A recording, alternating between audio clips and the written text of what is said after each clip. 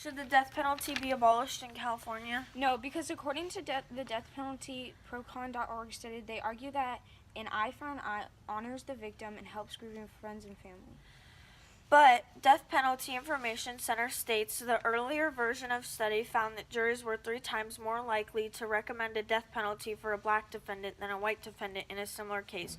This tells me that if there was no death penalty, then there would be no racism issues. Yes, but according to International Defending Human Rights claimed, a study done in California discovered that it's actually more expensive to keep the prisoner in jail for the rest of their life than execute them. It is about $740,000. Well, according to www.blususa.com, we're all more than the worst thing we've ever done because all humans are capable of change. The death penalty just kills people when they are able to change for themselves.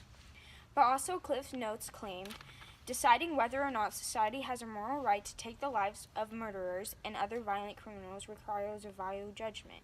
Opponents countered by emphasizing the New Testament, to love thy neighbor. Amnesty International states there is no credible evidence that the death penalty deters a crime more effectively than a prison term. Whether a person is dead or alive, they are still a criminal. So I think that they should just sit in jail for years and think about what they have done because killing them doesn't change them as a person. Yes, but about 72% of people in the U.S. agree death penalty shall not be abolished because they think it is an equal right and because it will make more criminals more violent. So they need a consequence for their actions.